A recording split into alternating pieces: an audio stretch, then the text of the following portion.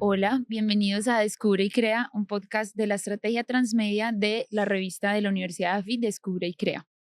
Este año el tema de la revista es el tiempo.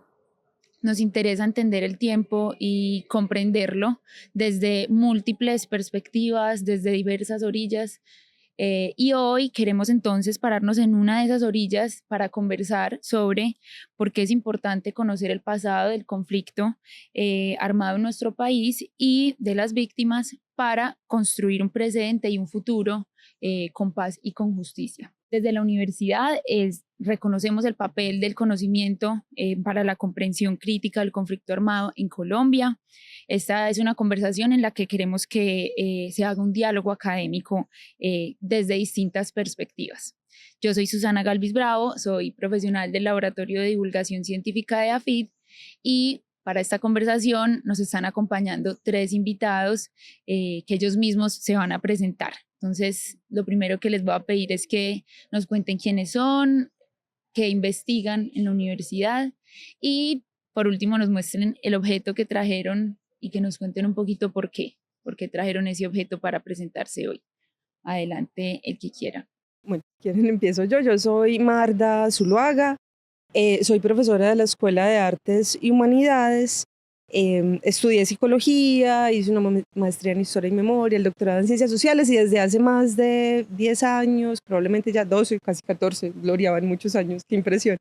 Estoy dedicada a investigar las memorias y narrativas del conflicto armado desde la perspectiva de las víctimas, qué es lo que las víctimas han sentido como efecto de todo lo que han padecido en medio del conflicto, pero también cómo se han reconstruido, qué han hecho para levantarse después de toda la barbarie que han tenido que soportar, cuáles han sido los acompañamientos tanto institucionales como sociales, comunitarios que han recibido, y me interesa mucho, pues digamos, más que los estudios de la violencia, el enfoque es más la construcción de paz y la convivencia para un país mejor.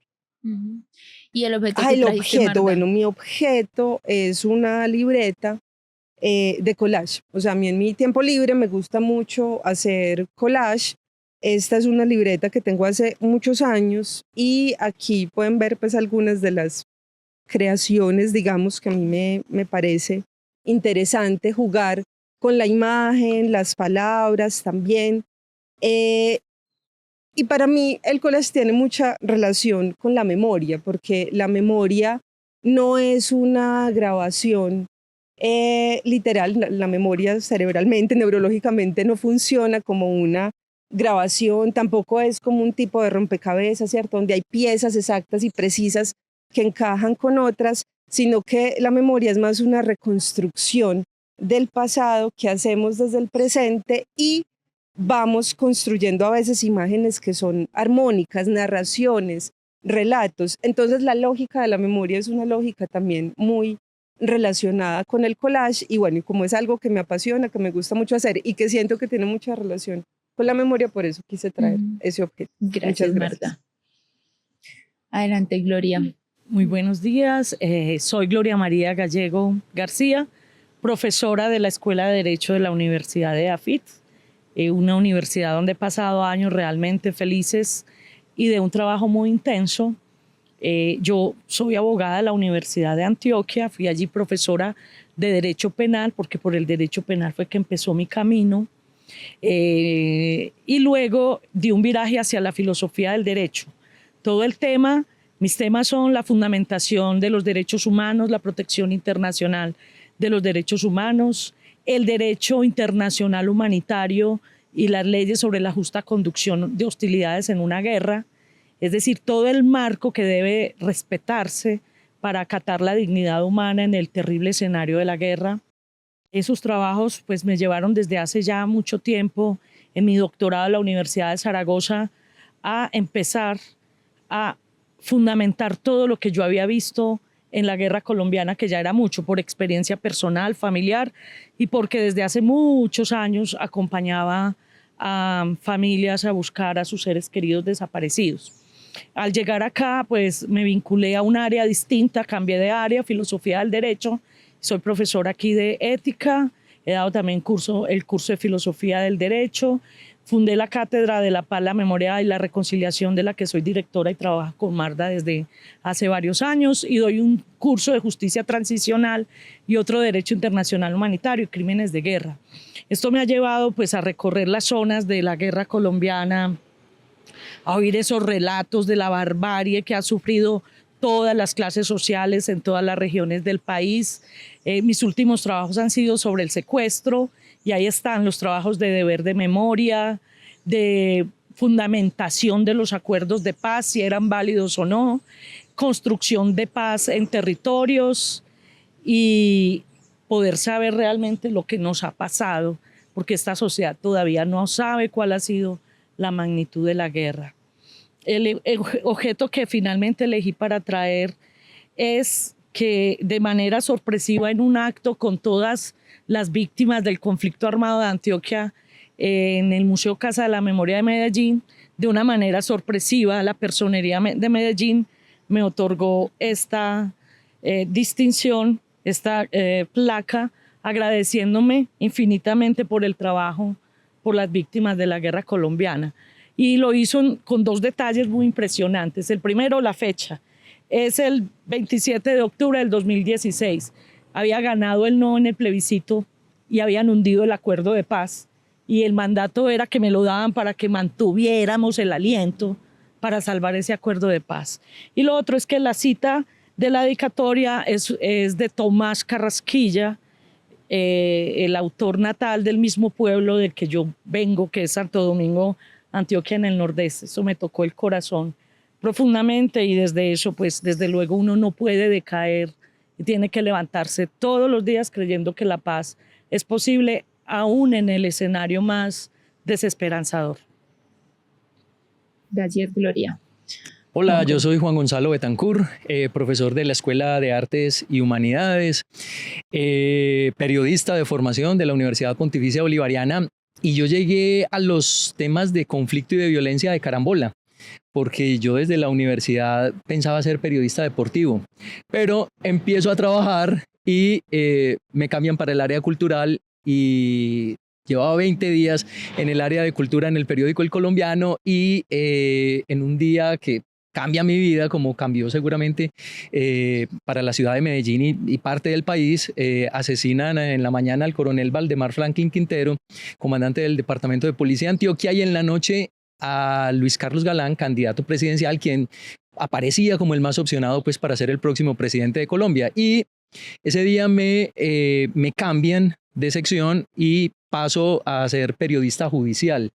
Y ahí pasé 10 años cubriendo primero, dijéramos, todo el conflicto del narcotráfico y del narcoterrorismo aquí en la ciudad de Medellín, y luego el conflicto armado en distintas zonas de Antioquia y del país. A mí me tocó pues entonces vivir de primera mano, ver de primera mano todas esas atrocidades y toda esa cosa tan desquiciada pues que vivimos. Y eso en aquel entonces me llevó, en lo personal, pero junto a un grupo de periodistas de aquel entonces, a tomar una opción. Nosotros decíamos en aquel momento que nosotros no éramos independientes, no éramos imparciales, que nosotros tomábamos partido, y que nuestro partido era muy claro, era por la defensa de la vida, por la defensa de las víctimas y por los derechos humanos.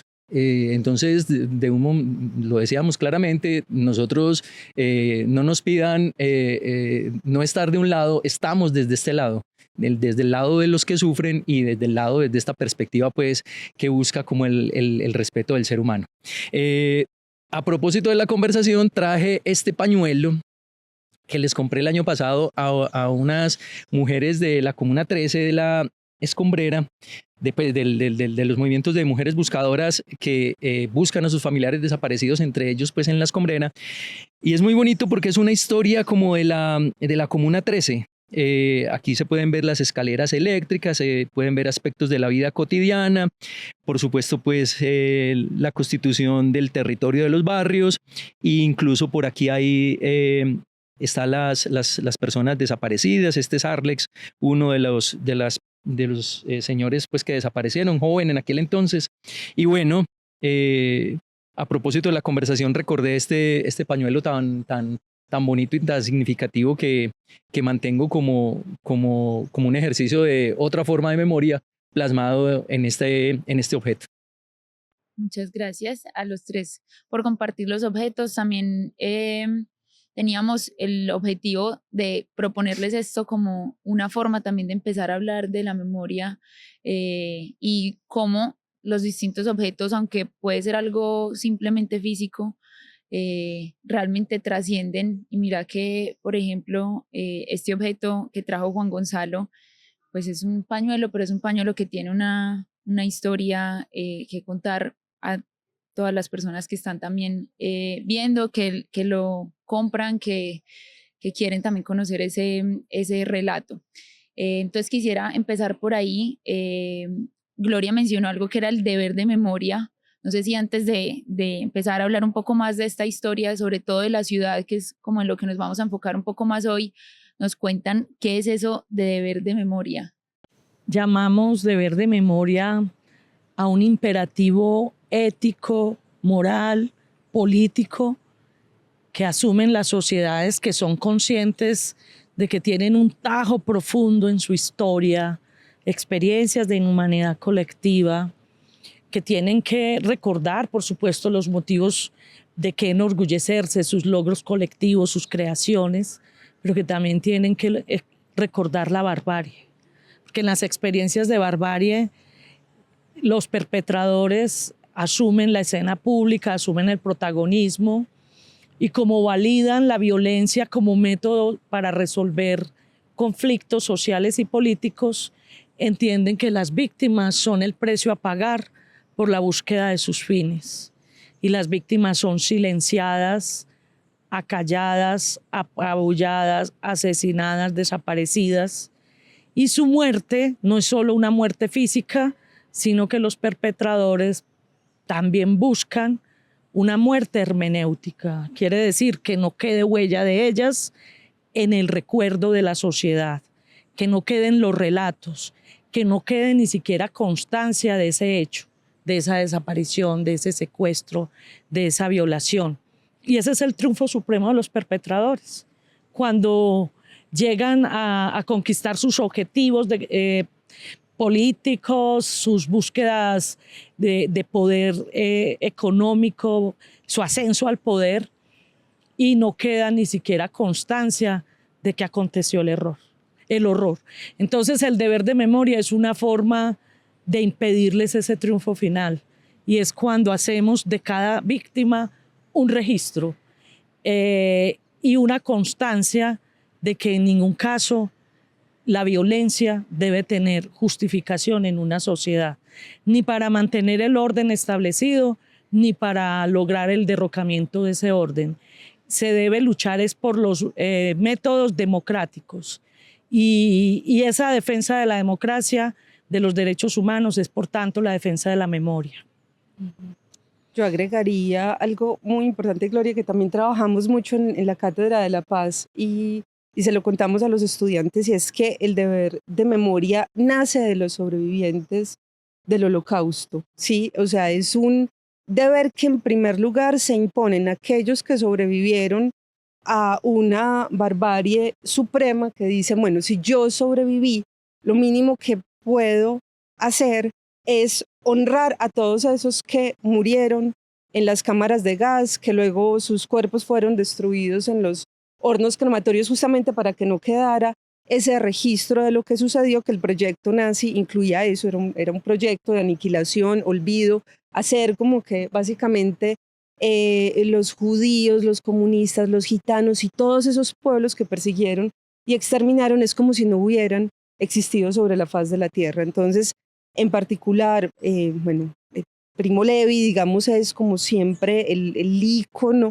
que recordamos que en su trilogía de Auschwitz él se impuso, por más doloroso que fuera, contarle al mundo qué era lo que había sucedido. Y luego eso fue asumido e incorporado por las sociedades y por los gobiernos, y también es una forma un poco como de hacerle un contrapeso a ese dominio de lo que hasta ese momento era la historia oficial, ¿cierto? Y ese asunto que la historia oficial siempre la cuentan los vencedores, los que ganan, ellos son los que se encargan de contar cómo fueron las cosas, pero nunca tenemos los relatos pormenorizados de la gente, incluso que tal vez sin haber sido víctima directa, sí fue testigo y sí le tocó padecer las consecuencias de que en un país haya una guerra, de que se hayan llevado a sus amigos, que se hayan tenido que ir de sus casas. Finalmente, el deber de memoria también, algo que es muy importante, es que le devuelve la voz y el poder de la narración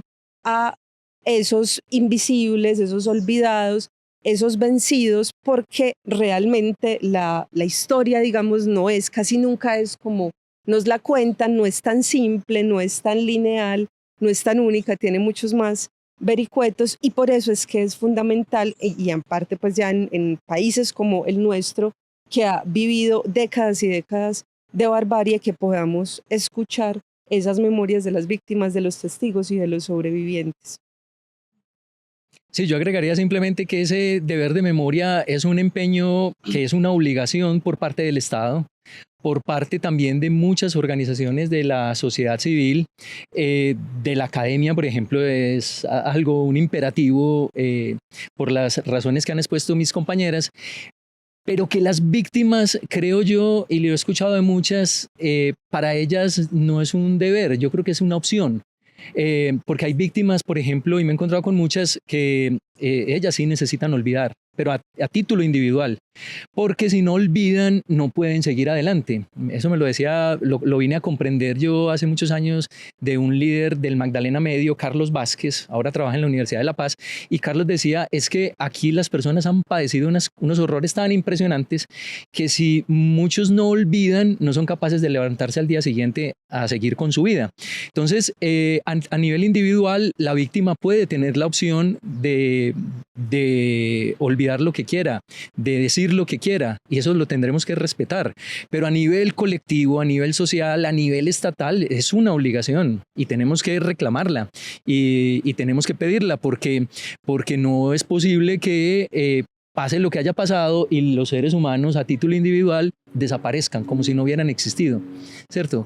Carl Sagan, el famoso pues divulgador de la ciencia de los años 70, 80, él lo decía que en la perspectiva cósmica cada uno de nosotros somos seres únicos e irrepetibles y que en esa dimensión, dijéramos, del universo somos entonces muy valiosos y sería imposible entonces que después de una guerra, un conflicto, de todas estas situaciones tan aterradoras que vivimos, simplemente alguien como que no hubiera existido ni pisado la faz de la tierra. Entonces por eso sí es ese deber de memoria, un empeño colectivo que hay que defender, que hay que luchar y que hay que reclamar y exigir.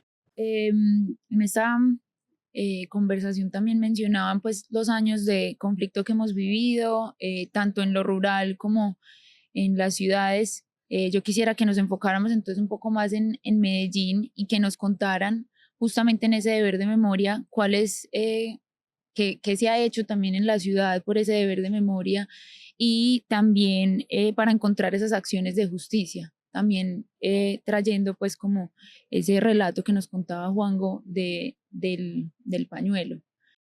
Pues bueno, en el caso colombiano algo importante, uniéndome a lo que señalaba ahorita Juan Gonzalo, al final es que efectivamente el deber de memoria se vuelve ya es como un imperativo ético y un imperativo que es social, que no se le puede como exigir a las víctimas porque se olvidar es un derecho, además hace parte de la memoria, pero han sido las luchas de muchos colectivos que se han empeñado en recordar, en visibilizar, en exigir justicia, ¿cierto? Que por eso, y eso viene, digamos, desde los movimientos de víctimas en el Cono Sur, ese reclamo de verdad, memoria y justicia, y eso existe acá desde los 70, hace muchos años, muchas mujeres sobre todo que se han organizado para buscar a sus hijos desaparecidos, a sus esposos, y eso en el 2005 derivó en que la Ley de Justicia y Paz incluyera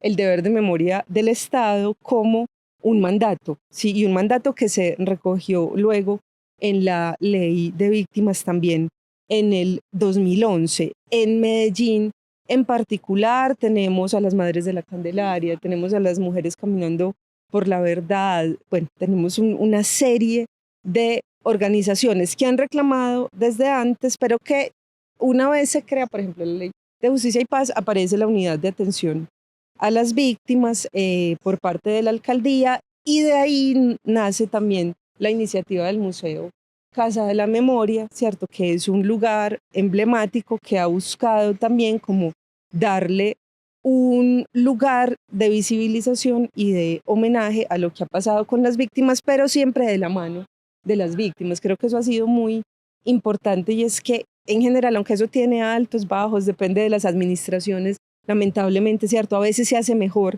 y a veces esos esfuerzos como que se entorpecen, pero por lo menos en sus inicios sí fue un proyecto muy construido de la mano de las víctimas. Yo dejo hasta acá porque sé que Gloria y Juanjo también tienen mucho para contar de esto que ha pasado en la ciudad. En la ciudad hemos vivido 4 grandes oleadas de violencia. En algún momento, saben ustedes, Medellín fue sin duda alguna el lugar más violento de todo el planeta.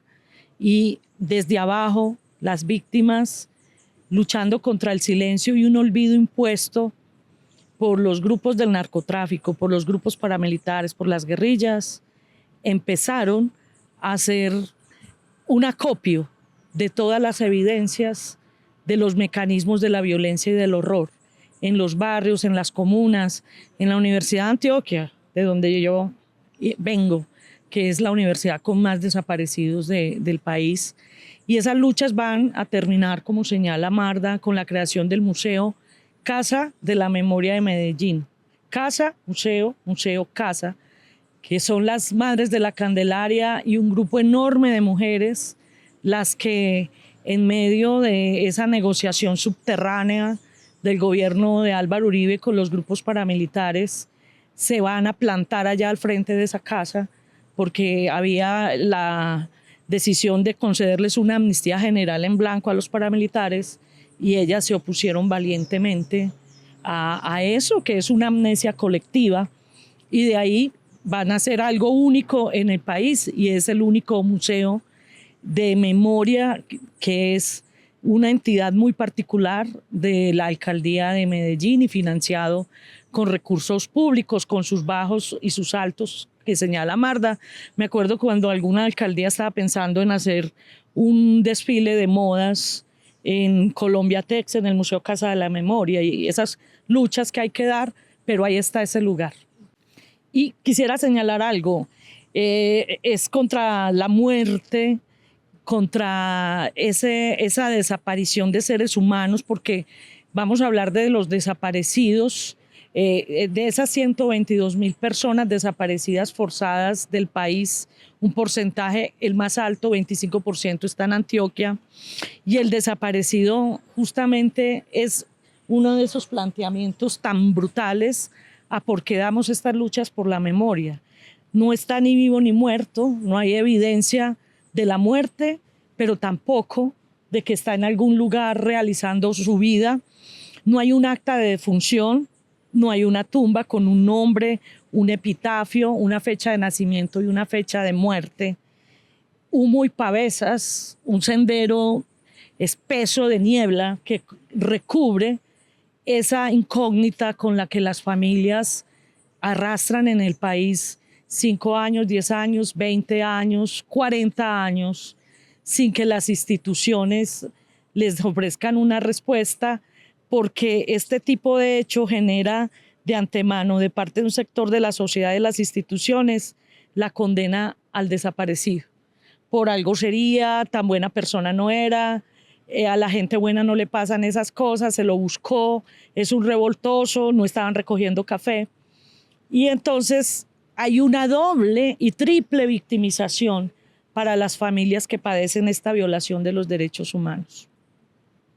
Yo creería que en Antioquia, en términos generales, no hay un gran interés por la memoria. Lo ha habido desde las víctimas, lo ha habido desde las organizaciones de base, lo ha habido desde los grupos de derechos humanos, lo ha habido desde muchas organizaciones no gubernamentales, pero no es un empeño que uno vea, por ejemplo, que nuestras élites lo planteen. A nivel de Medellín sí tenemos el Museo Casa de la Memoria, que por fortuna se ha mantenido, que por fortuna las administraciones lo han mantenido, pero también porque ha sido una obligación, ¿cierto? Pero más allá de eso, ¿qué? Sí, ha habido alcaldes donde le han, dijéramos, metido la ficha un poco más fuerte, incluso en sus pronunciamientos personales han sido más de tomar partido en defensa de eso, de la memoria de las víctimas, de la dignidad misma, pero ha habido otros alcaldes que han pasado casi de agache y algunas víctimas han sido muy críticas frente a esos funcionarios públicos en el sentido de que por el contrario, las han revictimizado con afirmaciones y con expresiones en Medellín, pero en el resto del departamento estatalmente no tenemos, dijéramos, no hay desempeño, no hay desempeño. Repito, lo han tenido grupos en el oriente antioqueño, en el nordeste, en Urabá, bueno, en las distintas regiones, siempre por fortuna, pero ha sido más algo desde abajo, que incluso trabajando con las uñas. No hay, para la magnitud del conflicto nuestro, no hay, dijéramos, suficientes museos de memoria en el departamento, ni la dignificación de lugares de memoria, ¿cierto? Que son muchísimos. Bueno, claro, uno va por cualquier carretera y encuentra muchos calvarios, incluso de una persona asesinada, 2, 3. Entonces yo sí soy crítico en eso frente a que de parte de nuestras élites, por ejemplo, no las ha habido. Yo creo que ha sido más un empeño de la sociedad civil y de los directamente afectados, que son los familiares de las personas víctimas.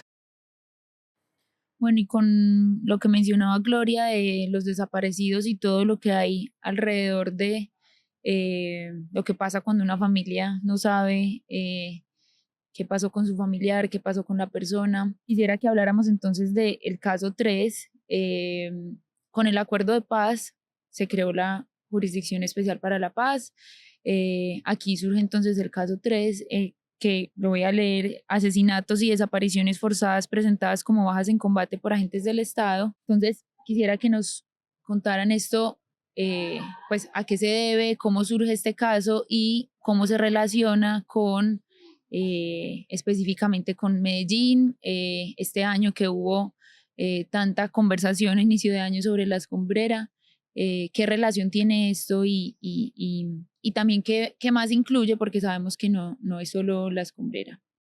Bueno, yo quisiera agregar a propósito de lo que dice Juan Gonzalo, que es verdad que las élites en el departamento no han sido comprometidas con el deber de memoria, salvo cuando se trata del secuestro, Sí. pero no para un discurso de memoria para construcción de paz, sino que han promovido las memorias de la venganza, la furia y la rabia retributiva por el secuestro.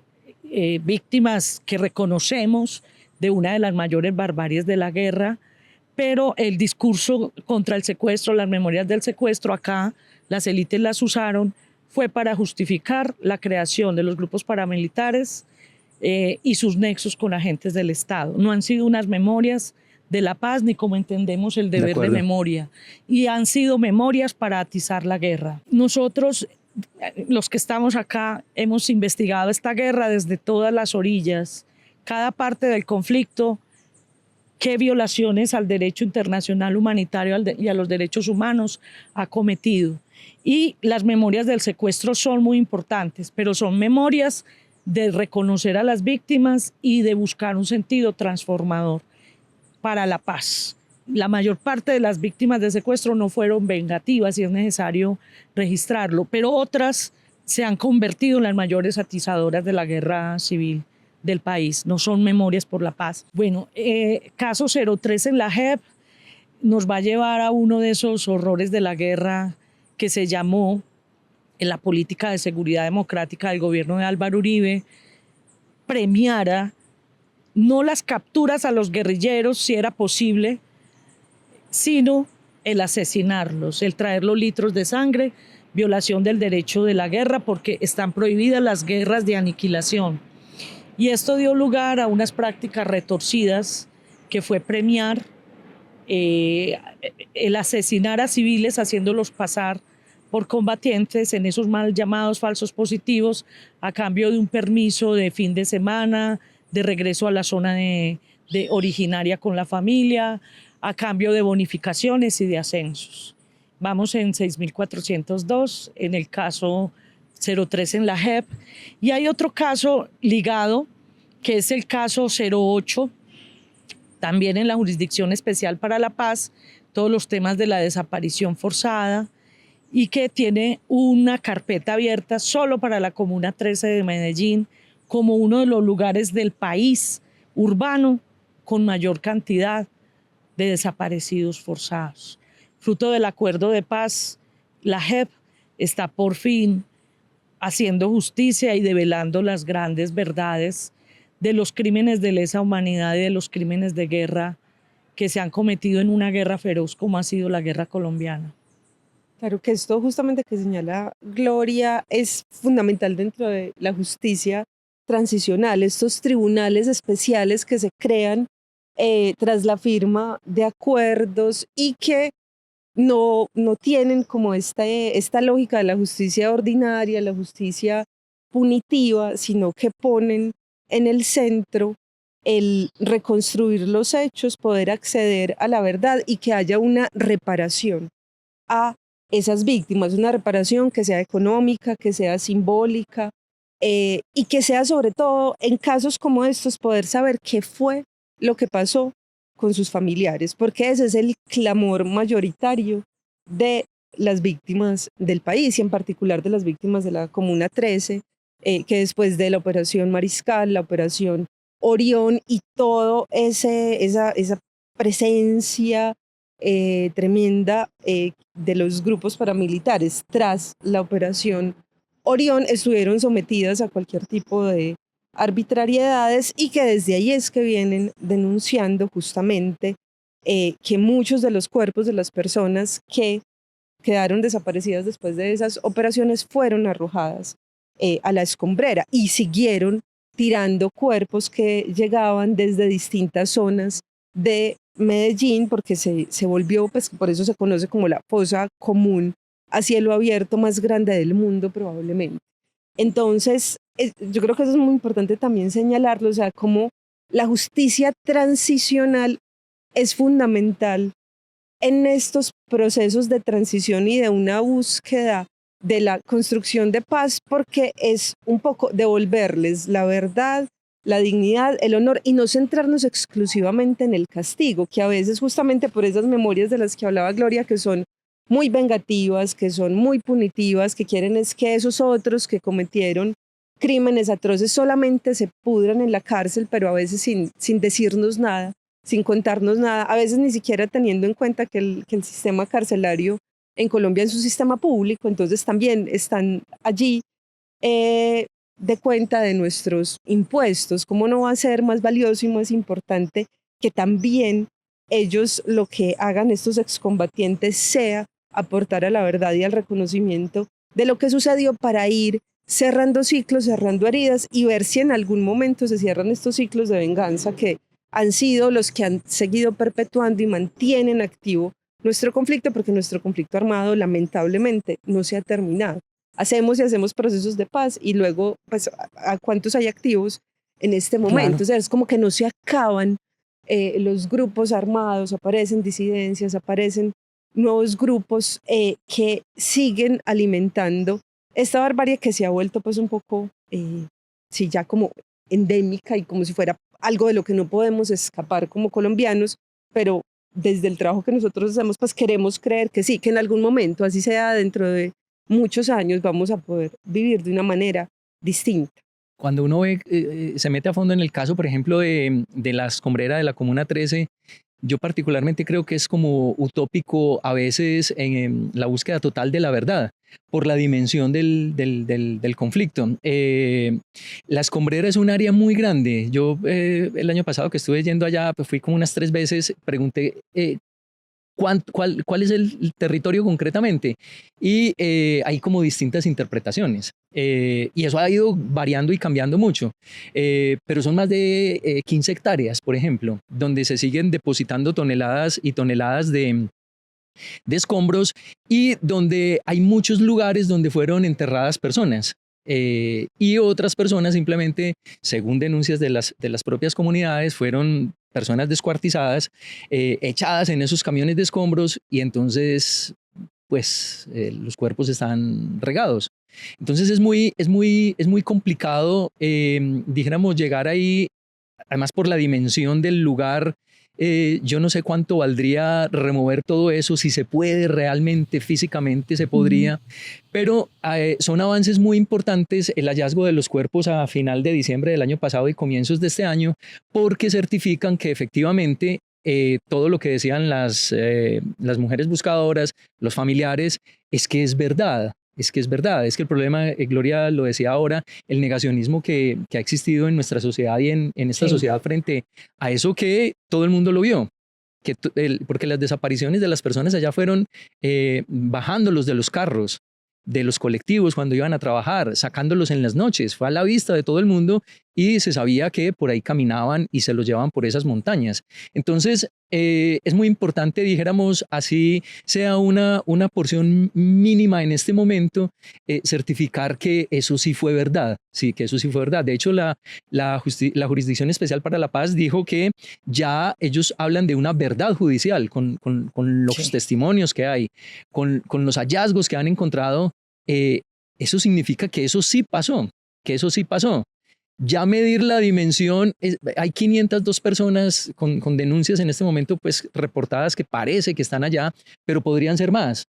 Es que ya es significativo, es que desaparezcan a una persona es tremendo. Ahora ese volumen y esa cantidad. Entonces yo creo que estos esfuerzos que han implicado unas erogaciones económicas muy grandes, pero que eso no nos debe preocupar porque es que el empeño es mayor. El empeño es la dignidad de nuestra sociedad, el reconocimiento de la verdad, calmar por lo menos las angustias de un montón de mamás, de hijas, de hijos que supieron que sus familiares se los llevaron y que posiblemente están ahí y que no es que estén locos de verdad, es que eso significa mucho para una comunidad, para reconocer que a qué punto llegamos, unos que permitimos, otros que toleraron eso, otros que no protestamos en su momento. Entonces yo creo que es un sacudón muy importante todos estos esfuerzos, a sabiendas de que la verdad total posiblemente, creo yo, es imposible, una cosa, porque es que para mí, dijéramos, la memoria sobre el conflicto armado en Colombia es como una espiral. Yo siempre la señalo así, es como una cosa sin fondo, sin fondo, sin fondo. Mientras más se mete usted, como que más profundo es. Y uno dice, pero por Dios, ya esto no lo sabíamos, ya esta cosa no estaba clara y resulta que no. Por cosas también que dijo la profesora Marda, el conflicto continúa de otras formas, con otra serie de condicionamientos, de elementos, pero esa violencia continúa. En la Comuna 13 la presencia de grupos armados está ahí, a pesar de que vayan miles de turistas cada semana, ¿cierto? A pesar de que todo el mundo se tome fotos y que eso sea el lugar más instagrameable del momento en Medellín. Esa presencia está a 3 cuadras de las escalas, le dicen a uno, aquí hay control total, ¿cierto? Hace 15 días estuve en una casa donde el señor decía, me quitaron esta parte de aquí abajo que yo había construido, que era para unas cosas comunitarias, eso ya lo tiene el grupo armado y yo no puedo hacer nada. Entonces, son unas verdades, dijéramos que son incómodas, son malucas, pero es que ese es el objetivo también de la verdad incomoda, y más en estos temas.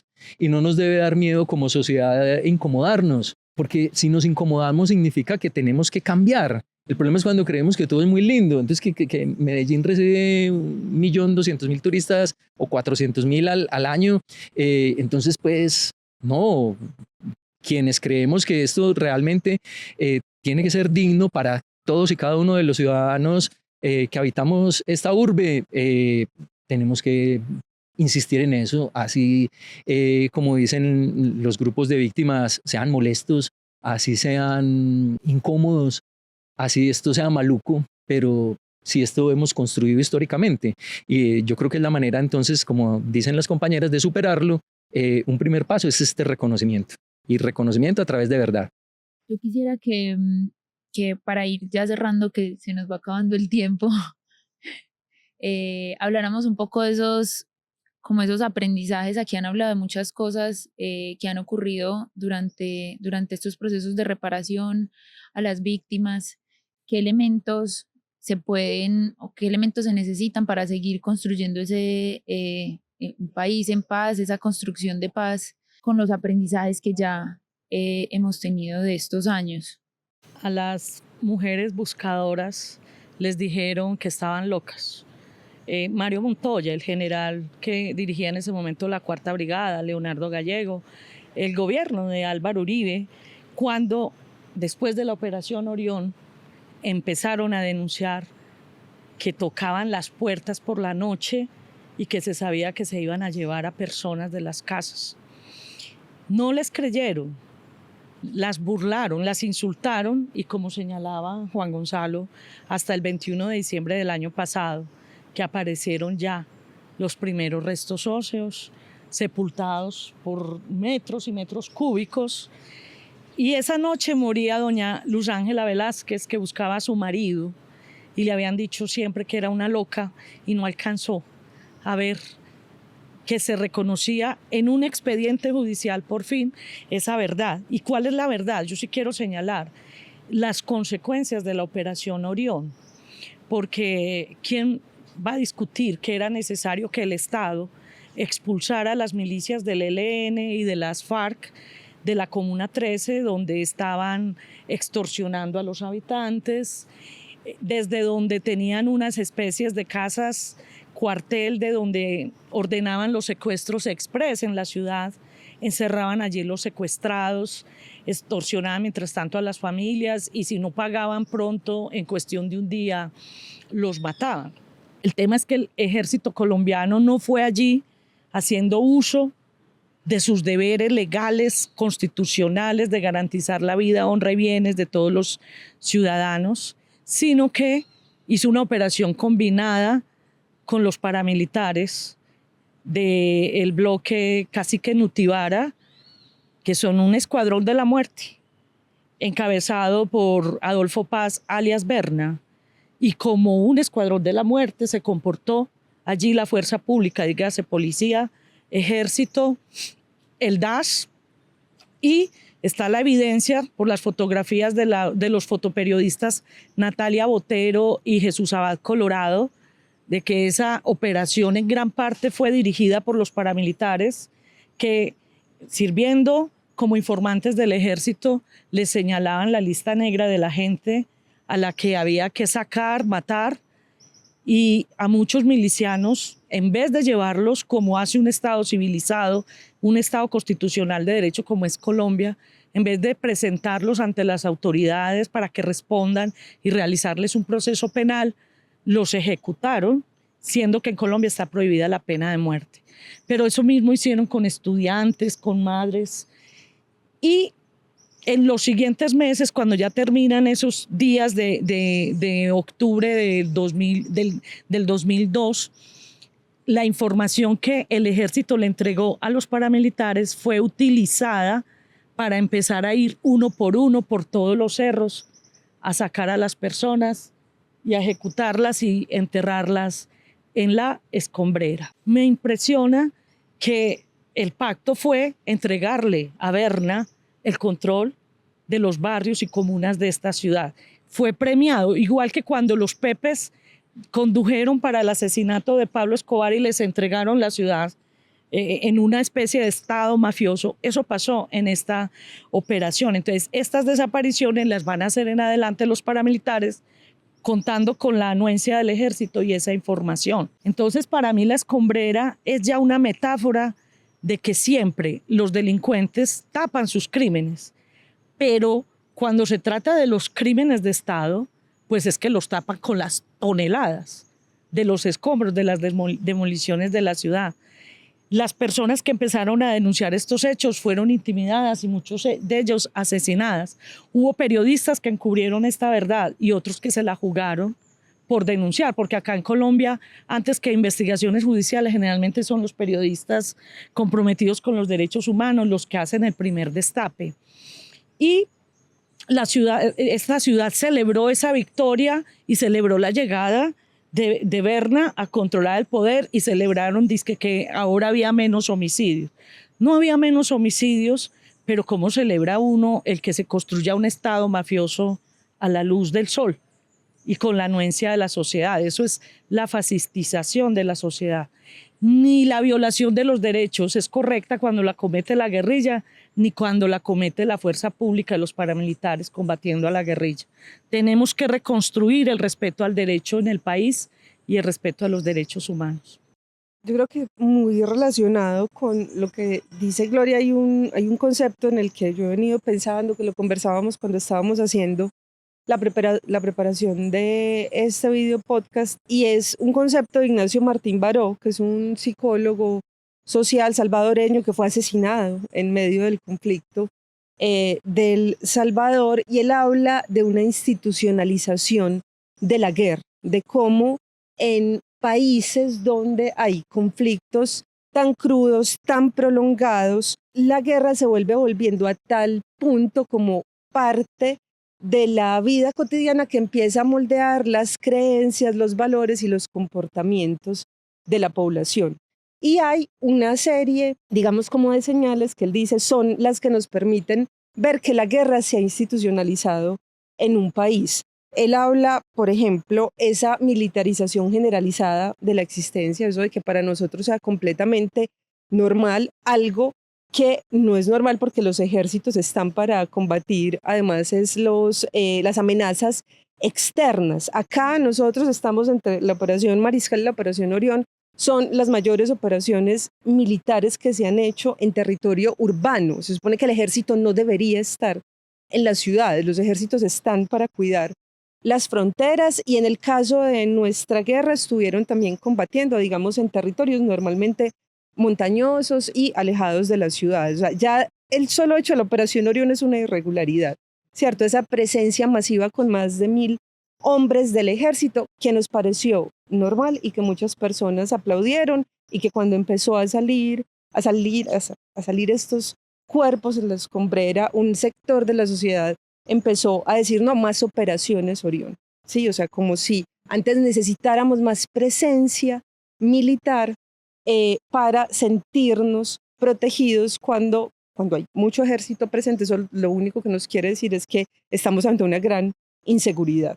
Otro efecto es aceptar como normal el desangramiento permanente de vidas humanas. A nosotros la muerte se nos volvió paisaje completamente, al punto de que en Colombia y en particular en Antioquia, aquí la noticia no es que mataron a alguien, aquí la noticia es que no mataron a alguien, ¿sí? O sea, aquí lo raro es que transcurra una semana sin un asesinato, y eso es lo que sale en los periódicos. Es más fácil que salga el registro de cuántos días llevamos sin homicidios en la ciudad, porque damos por descontado que todos los días van a matar a alguien.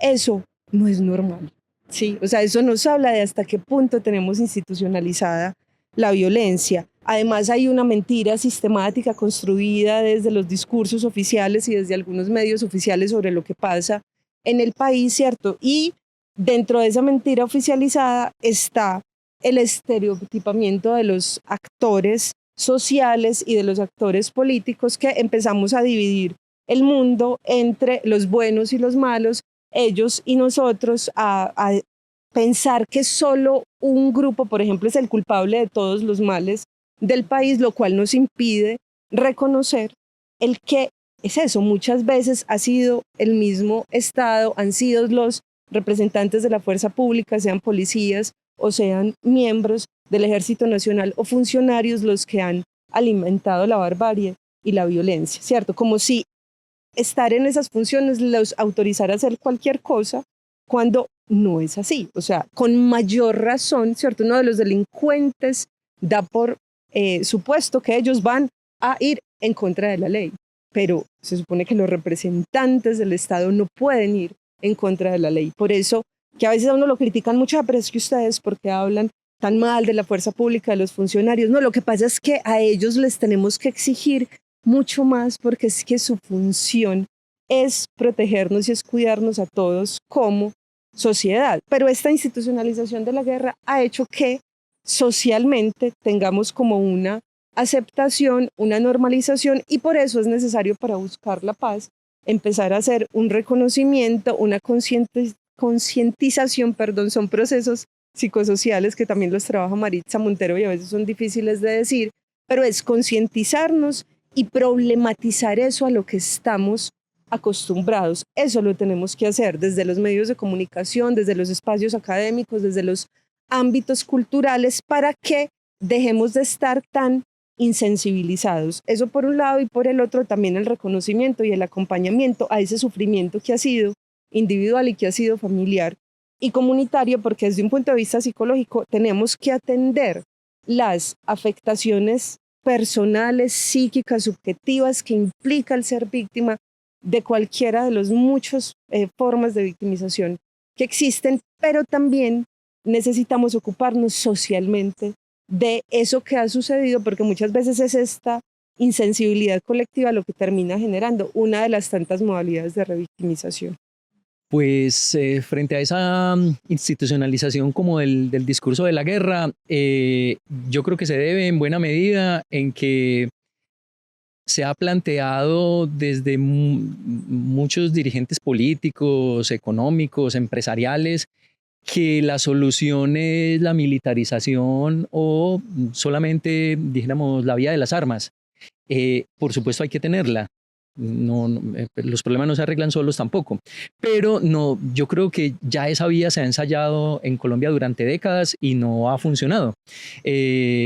Una combinación de políticas sociales, de políticas económicas, dijéramos, más beneficiosas para la gente, ayudarían a disminuir eso. Es que cuando Marta hablaba ahora de las operaciones militares, la JEP dijo en que entre 2001 y 2004 fueron 34 operaciones. A mí me llamó incluso yo tenía la referencia como de 23, pero viendo documentos oficiales, 34 operaciones militares para ese problema.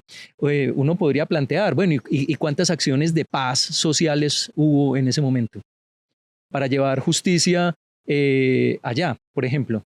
La Casa de Justicia a mí me sorprendió hace unos años, trabajaba hasta los viernes a las 6 de la tarde, ¿cierto? Y cuando en un barrio de esos, pues dijéramos, la mayor cantidad de gente está el fin de semana en la calle, donde más consumo de licor, de droga, más eventuales problemas puede haber, piensa uno, podría ser el fin de semana, pero no, un horario de oficina para una zona, dijéramos, tan compleja como esa. Entonces esas son políticas que uno no entiende a veces de parte de quienes dirigen esto. Uno entiende también que hay unos presupuestos limitados, pero habrá que buscar alternativas. Pero yo sí plantearía unas opciones de orden social, educativo, por ejemplo. No es un empeño en la sociedad hablar de educación para la paz, para la tolerancia, para la convivencia pacífica, como se habló en otras épocas, ¿cierto? Yo creo que eso ayudaría mucho y es atacar el problema desde las raíces, no para solucionarlo. Es que la operación militar soluciona el problema en días, pero deja el problema. Es como un cáncer que se reproduce en otro lado, mientras que unas políticas sociales, económicas distintas, educativas, cambiarían la mentalidad, yo creo, de la población, pero esos son procesos a largo plazo. Yo creo que hay que mezclar las dos y no pensar tanto como en el efectismo, tanto en las elecciones siguientes, tanto en el cargo que voy a desempeñar en los 4 años siguientes. No, yo creo que habría que pensar como de una manera más colectiva y menos individual, no con estos odios que tenemos hoy partidistas. A mí hay momentos que me parece el momento actual como si nos estuviéramos devolviendo décadas atrás, ¿cierto? Si un partido tiene una política buena, ¿por qué no apoyarla? pero son unos ataques, unas agresiones que simbólicamente dicen mucho para el resto de la sociedad, que ayudan a esa polarización. El problema obviamente es muy complejo y pues eso decirlo uno desde aquí es muy, muy fácil decir cualquier cosa.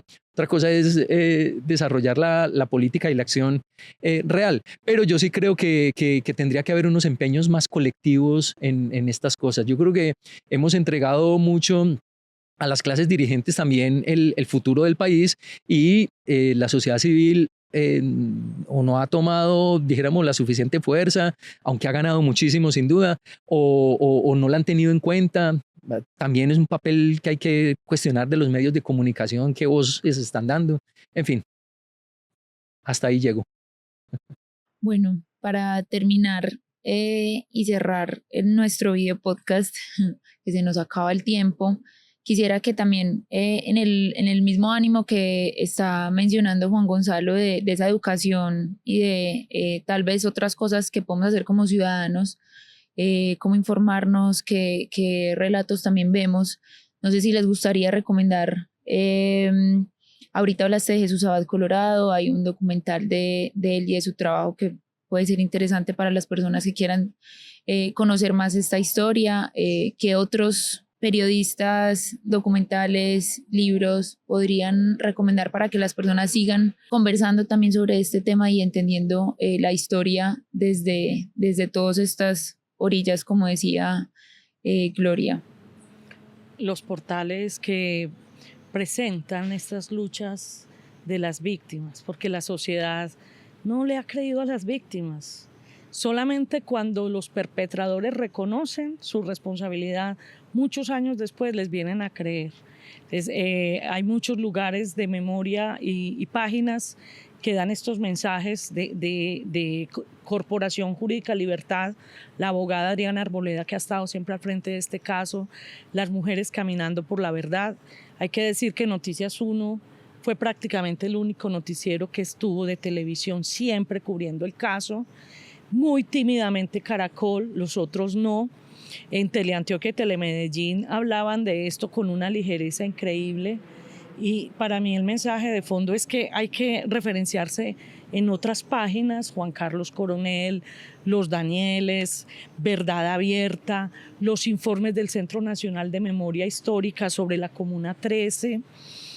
Y hay una tarea pendiente en el país, y es que cada vez que ha salido la noticia sobre estos crímenes de Estado con el paramilitarismo, hay un ataque constante a las mujeres caminando por la verdad y a la JEP de que están desmoralizando las Fuerzas Armadas.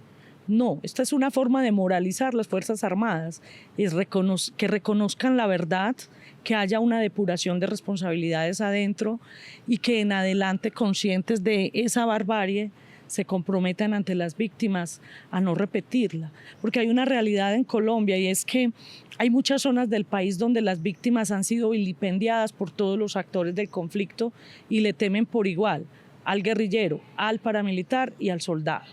Nosotros tenemos que volver a ser capaces de sentirnos amparados por la fuerza pública y eso empieza porque asuman y pidan perdón a estos grupos de víctimas y al país. Eso todavía no lo hemos visto por el negacionismo que está instalado en ese sector, digamos, de la sociedad, tanto de las instituciones como del sector de la sociedad, de la extrema derecha que es negacionista de los crímenes de Estado y de los crímenes de los paramilitares. Bueno, yo pienso en un libro que es una reconstrucción ficcionada justamente de lo que pasó en la Comuna 13, que es el libro de La sombra de Orión de Pablo Montoya. Creo que sería, pues es muy valioso que se pueda leer. Creo que sería importante que la gente vuelva a ver No hubo tiempo para la tristeza, que es el documental con el que el Centro Nacional de Memoria Histórica cierra como el mandato principal, ¿cierto? Junto con el informe Basta Ya, pues el Centro Nacional ha seguido produciendo mucho contenido, pero digamos que en ese año 2013 que entregaron como este gran informe sobre lo que pasó en el conflicto, hicieron también este documental, que es un documental muy bello, muy crudo, muy sensible y que nos permite reconocer la complejidad de lo que nos ha pasado y que ese nombre es muy elocuente porque yo creo que tal vez haga falta ya que tengamos tiempo para la tristeza, que tengamos tiempo para elaborar un duelo colectivo y público, porque es que es demasiado el horror que hemos vivido y hemos seguido como si nada pasara. Pienso también obviamente en los libros de Patricia Nieto, en la obra de Juan Manuel Echavarría, que incluye documentales y también exposiciones. Pensé en un relato que lo pueden buscar, está en Universo Centro, se llama Perdón y es de Hugo Tamayo, es un relato cortico sobre Pastora Mira y esa voluntad de perdón y de construcción de paz que tiene esa mujer. O sea, yo creo que es eso, es ir y reconocer todo lo que han hecho tantas personas y sobre todo tantas víctimas para hacer memoria y sobre todo para hacer paz en medio de este conflicto. Yo invitaría a la gente como a reconocer, a mirar hacia los lados y a ver quién tienen cerquita, porque todos tenemos gente víctima del conflicto más cerquita probablemente de lo que imaginamos, y ser entonces también más sensibles, más cuidadosos, más empáticos con el tipo de afirmaciones que hacemos, porque es que la paz también se construye cotidianamente. Yo recomendaría trabajos hechos en casa de la profesora Gloria, de la profesora Marda también, unos trabajos muy valiosos pues hechos acá desde la Universidad de AFID. También aprovecho para promocionar una serie documental que hicimos con el Museo Casa de la Memoria el año pasado, de lugares de memoria en Medellín, donde está precisamente la escombrera, pero hay un capítulo también de lo que decías, Gloria, al comienzo de la Universidad de Antioquia, lo que pasó especialmente a finales de los años 80, ese montón de asesinatos y desapariciones de profesores, de estudiantes, que hay un lugar de memoria muy desconocido aquí en la ciudad, pues porque es privado y es interno y no todo el mundo tiene acceso, que es la sede de la Asociación de Institutores de Antioquia, de ADIDA, que es el sindicato de maestros. Ellos tienen unos murales de memoria muy impactantes porque son fotografías de profesores asesinados. Entonces, hay muchos lugares de memoria en la ciudad, algunos que no están institucionalizados, no están reconocidos, pero muchas esquinas de barrio, muchos parques, muchas sedes de acá de la ciudad, donde uno dice, ahí hay una historia. Aquí en el sector del Poblado está el Parque de la Bailarina. Es un parque muy bonito, donde la gente va a hacer deporte, por la noche van a fumar cosas, pero bueno, fue un sitio donde asesinaron a una chica bailarina, y así se llama. Y mira, es un lugar de memoria por el que mucha gente pasa seguramente y no sabe. Entonces yo recomendaría pues también esos trabajos académicos hechos aquí en la Universidad de AFID, donde también ha habido un trabajo serio y responsable durante muchos años en este sentido que hemos venido hablando. Los invito a conocer algunos de los trabajos que hemos hecho acá desde la universidad. Uno de ellos que aborda justamente el deber de memoria del Estado es un libro que se llama ¿Y cómo es posible no saber tanto?, que es de mi autoría y son tensiones y vicisitudes en el discurso oficial sobre el conflicto armado. La profesora Gloria y yo tenemos un trabajo conjunto en un libro que se llama Violencias de género entre la guerra y la paz. Allí hay un capítulo nuestro sobre las violaciones sexuales oportunistas en medio de la guerra, que es también, o sea, la violencia sexual ha sido uno de los mayores crímenes cometidos por todos los actores armados. Todos los actores tienen mujeres, sobre todo víctimas de violencia sexual, y allí hay un relato desgarrador sobre una jovencita, casi niña, que fue violada en el santuario. Y el último libro que yo publiqué se llama Palabras para los ausentes y es un análisis de las bitácoras del Salón del Nunca Más, que es justamente uno de esos lugares de memoria que se han trabajado con las uñas desde la Asociación de Víctimas por la Vida en Granada, Antioquia, y yo hago ahí un análisis de los relatos de los familiares, los amigos y los sobrevivientes que escriben en las bitácoras que hay allí en ese lugar. Esta sociedad necesita unirse, como mencionó ahora Marda, en un duelo público por esas 10 millones de víctimas de la guerra colombiana. Un contador de víctimas que está en una web y que todos los días sube. Este país es el único que tiene un contador de esa índole, para reconocer la pluralidad de los daños, de las violaciones de los derechos humanos y del sufrimiento.